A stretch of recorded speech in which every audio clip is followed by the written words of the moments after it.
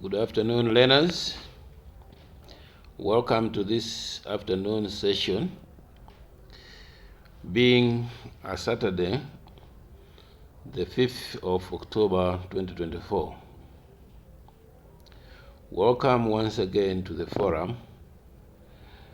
This afternoon I want to take you through some questions and answers on the topic electromagnetic spectrum. Why I feel it is necessary to take you through such questions and answers is just to give you a picture on the questions that are likely examined in your MSc exams on this topic and how to answer them. The way you answer your questions will determine the number of marks that you get. So pay attention. These are the most likely questions which come in your exams based on this topic called electromagnetic spectrum. So let's look at question number 1. Question number 1 is saying, name the properties common to all electromagnetic waves. Alright, name the properties common to all electromagnetic waves.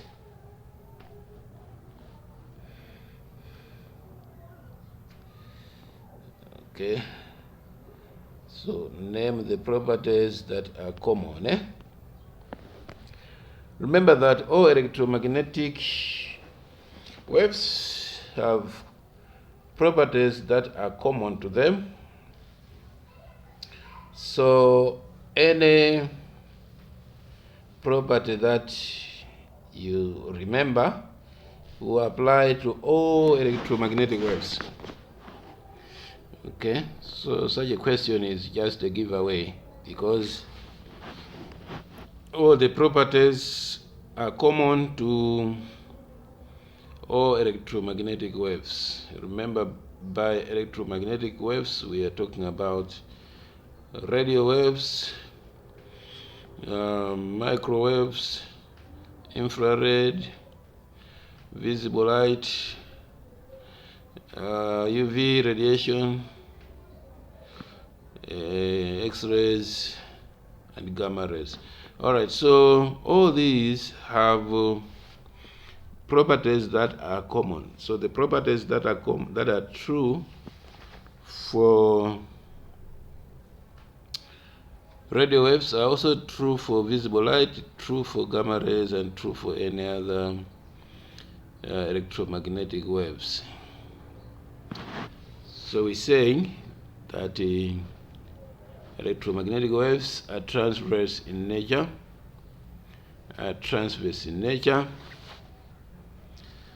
Okay, meaning they form crests and troughs as they travel, or their direction is perpendicular to the oscillations. Okay, they are transverse in nature. They do not require a medium for transmission, meaning that for them to be transmitted, they don't need matter such as solids, liquids, or gas. They can be transmitted in an empty space, which is called a vacuum. Alright, so in addition to these two, you also have these other ones. Okay, so we are saying properties that are common to all electromagnetic waves. The one we mentioned, they're transverse. They're transverse in nature. They do not require a medium for transmission. They travel through space, vacuum, at the speed of 3 × 10⁸ meters per second. Okay. They carry no charge. They carry no charge, meaning they are not charged. They are not negative nor positive. They are just pure radiation. They are pure radiation. They undergo interference, reflection, diffraction, and refraction. They can also be polarized. So go back to your Form 3 physics to review these terms: interference, reflection, diffraction, and refraction. You covered them when you were looking at mechanical waves such as sound. All right, they also possess energy in different amounts. Energy is given by the equation E equals to H multiplied by F. Remember, H is called Planck or Planck's constant. Planck's constant, okay, not planet here. I think there's a misspelling. But also they obey the wave equation, which is given as C equals to, or speed equals to frequency times wavelength. But the question here simply asks for any two properties that are common to all electromagnetic waves. So this question needs, I think it's supposed to be 2 marks. Yeah, so that each point is 1 mark. So 1 mark for saying they are transverse in nature. They do not require a medium for transmission. So it's important to know all the properties so that you can give any two in an exam. Let's move on to the next question. Question number 2 states the properties which differentiate electromagnetic waves from each other. All right, so although we said that electromagnetic waves have common properties, there are certain properties that differentiate them, that make them different. Okay, if you go back to the electromagnetic spectrum, the arrangement of the electromagnetic waves, we said that the arrangement is based on either increasing or decreasing wavelengths or increasing or decreasing frequency, which means that their wavelengths and frequencies are not the same. So electromagnetic waves will only differ on the basis of their wavelength as well as their frequencies. So their frequencies and the wavelengths are different, yet they have about 7 properties that are common to them.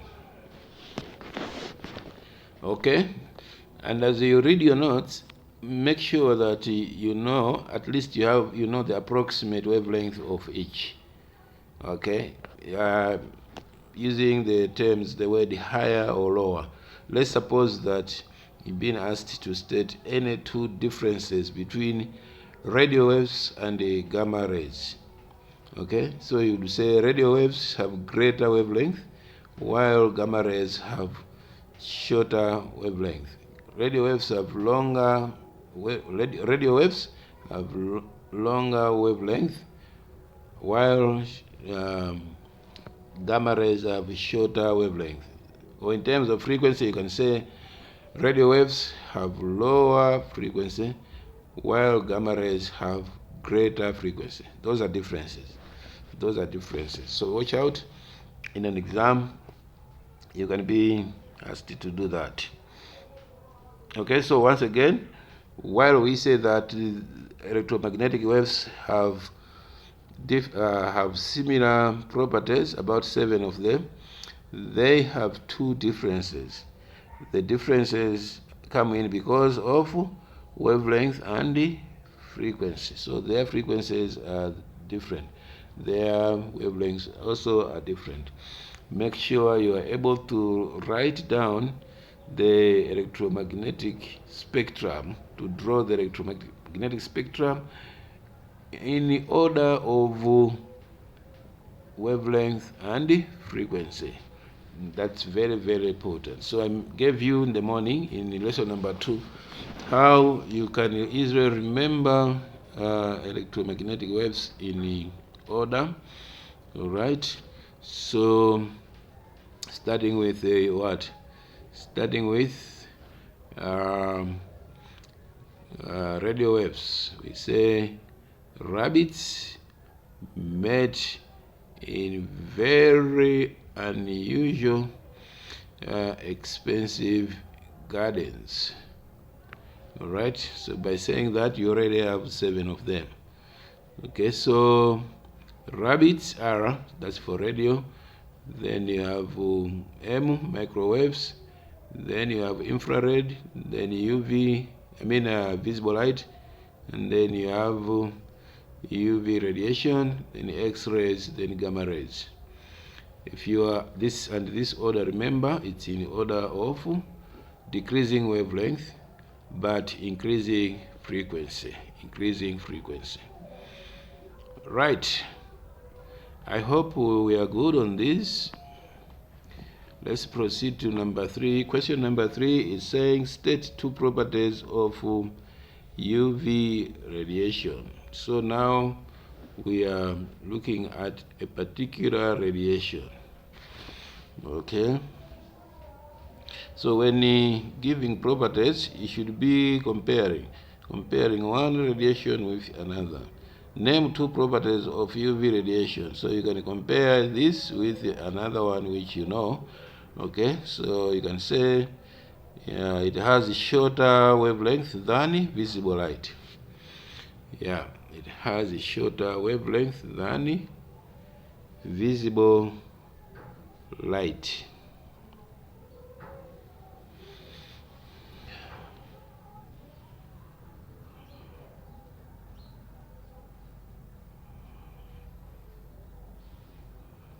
It is emitted by very hot objects. But verify this, that it has a shorter. Let's arrange them in order. If you look at start from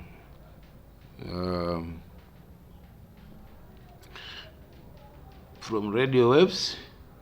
So radio waves, microwaves, infrared, visible light, and then you go on to UV, then X-rays, then gamma rays. Okay. So what happens when you're moving from radio? Let's say you're moving from radio waves. This thing is disturbing us. From radio waves, you're going towards gamma. What is going on there is that there's a decrease in what? There's a decrease in wavelength, right? But an increase in frequency. Yeah. So we are saying name 2 properties of UV radiation. Now let's answer the question with reference to the arrangement of the electromagnetic waves that we have. So we are saying one of them is it has a shorter wavelength than visible light. So visible light is here. Okay, that means visible light is has greater wavelength than UV. Therefore, the answer is correct.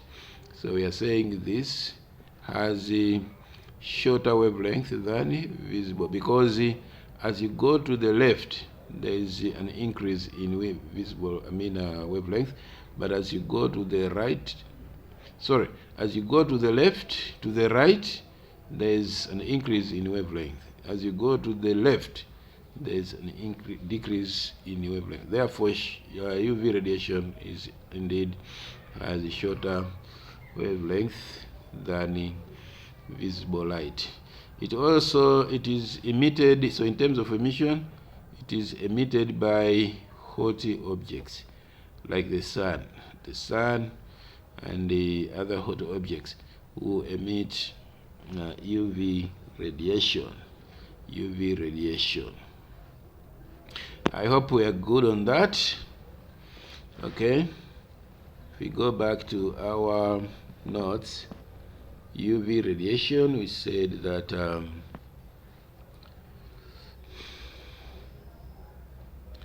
property.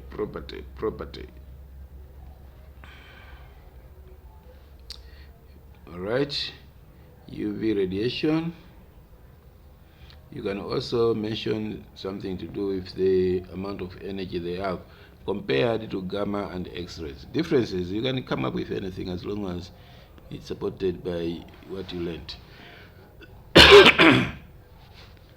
Let's go on to number 4. Number 4 is saying state the difference between X-rays and the gamma rays in the way in which they are produced. So here you have actually we are being specific in terms of how they are produced. So remember, X-rays. How are X-rays produced? So X-rays are produced by the action of a beam of fast-moving electrons. So you can simply say X-rays are produced by fast-moving electrons hitting the target or hitting a material. When X-rays hit a material, they produce X-rays. Especially that material should be a metal. Should be a metal. This thing is distracting me. Okay, let's put it there. Alright, so while gamma rays is produced by radioactive substance in the nucleus of an atom, especially when the atom is unstable, it has an unstable nucleus, it is going to disintegrate. So it is going to split or break down. So the breaking down or the splitting of the nucleus, unstable nucleus, would emit alpha, beta, but there is also radiation that is emitted alongside those particles, which is called gamma. Yeah, so you'd say gamma rays are produced by radioactive substances. An example of a radioactive substance is uranium. Another one is plutonium, thorium, and the other elements. These will produce gamma radiations when their nuclei or nucleus disintegrate. So what are we saying? We are saying X-rays are produced by the action of a beam of fast-moving electrons which are hitting a metal target, while gamma is produced by the radioactive substance in the nucleus of an atom. So please compare this, what the answers we're giving here, with the notes that I gave you earlier on.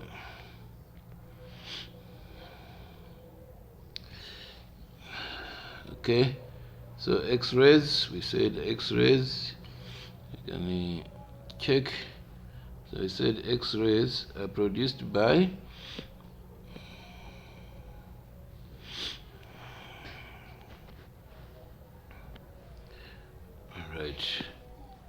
X-rays are produced by the action of a beam of fast-moving electrons hitting a metal target.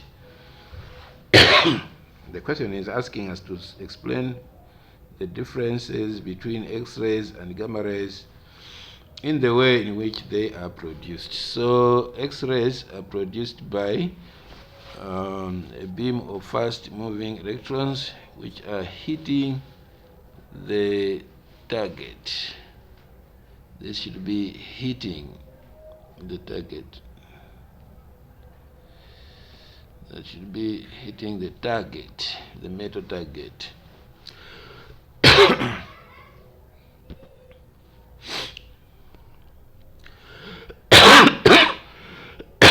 Sorry about that. All right. Gamma rays, on the other hand, gamma rays are produced by, let's check, gamma rays, we mentioned it, that they are produced by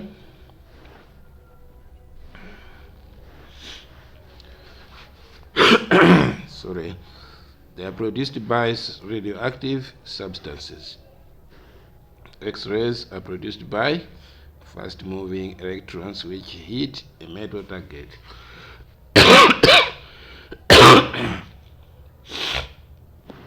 Sorry about that. I have a bad flu.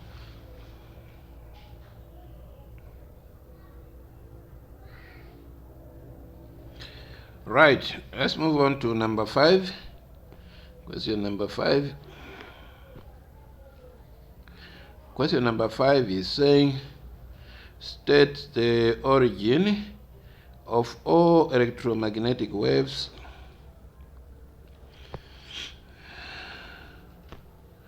State the origin of number 5. State the origin of all electromagnetic waves. EM means electromagnetic.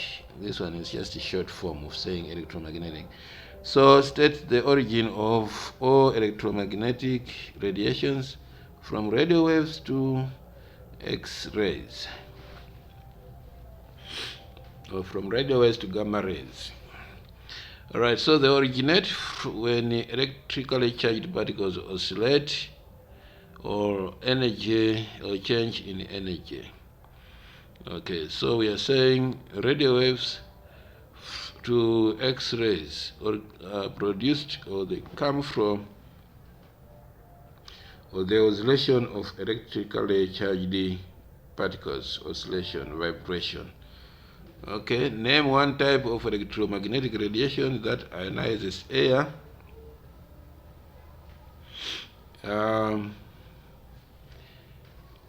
Let's see, gamma rays or X-rays. Of course, the extent of ionization is not much. It's just very, very small. You are going to learn about this in detail when you're looking at radioactivity, in which you are going to compare the ionization effect of beta particles, gamma particles, and alpha particles. You will learn that the gamma rays are less ionizing, so the ionization is very, very small. Remember, ionization simply means interacting with matter and turning the matter into ions. So we are saying the effect, the ionization effect is there, but very, very small. Number 7. So the answer you'd give is gamma and the X-rays, just in case your examiners do ask you that. So in the blanks below, fill in. Okay. The question is, fill in the blanks below appropriately.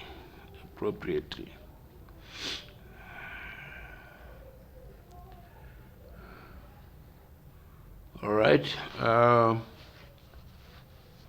The gaps were here. Originally, the gaps were here and here, as well as, yeah, I think those two. Okay, so you have, in the first column, you have type of radiation, then detector, then use. Please, for each radiation, make sure you know the detection mode, method of detection,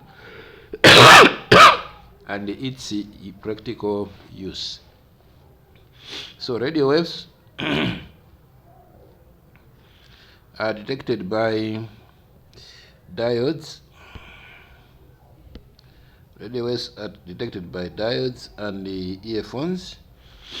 For example, when you wear earphones and plug your earphone to a radio, you can hear a live broadcast, meaning that your earphone is able to detect radio waves, or the diodes in your radio can receive signals.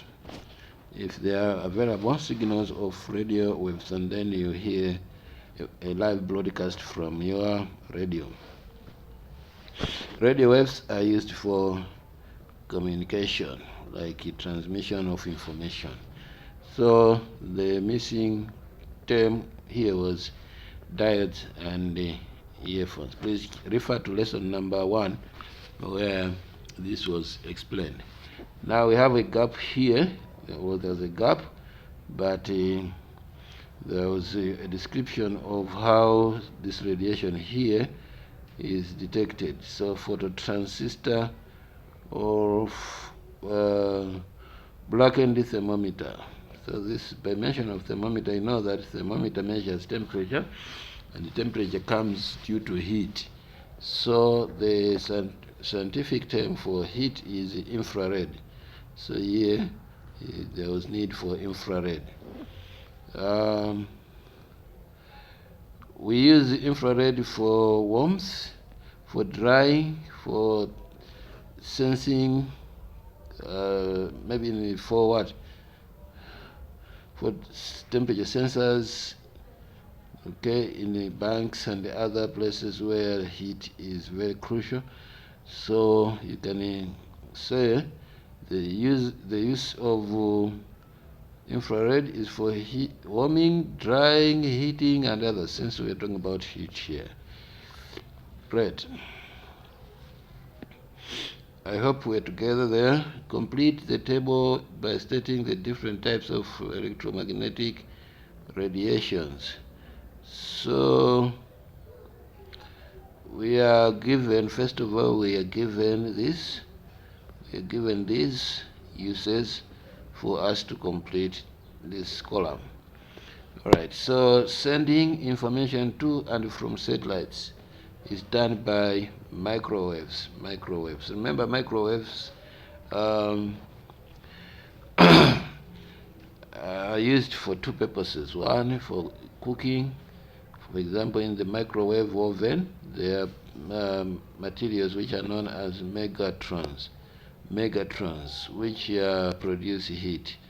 Okay, so if you have a microwave oven at home, it uses microwaves. That's why it's called microwave.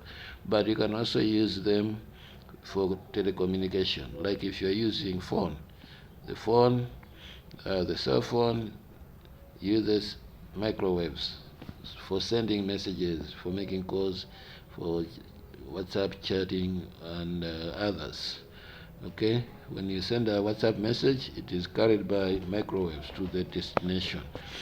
Emitted by remote control, that's the infrared. So when you are using a remote control to operate your TV, to operate your music equipment or anything, or to operate a drone, to fly a drone and bring it back using a remote, you are essentially using infrared radiation. But also remember that infrared radiation produces heat, and we can use infrared also for cooking, drying, and others. Producing shadow pictures of bones. Pictures of bones in the body can be detected, can be taken by X-rays. So these are the responses which you are supposed to indicate when you are given the uses. So 3 marks here, 1 mark for each. And by the way, here it's 1 mark, there also 1 mark. All right. Name the radiation represented by A. So this initially this one was hidden. But you are given some radiations in the spectrum. So this is the spectrum. So you have radio waves, infrared, visible light, and something else, A. And then you have X-rays and gamma rays. Remember that they are 7 in number. These are 7 in number.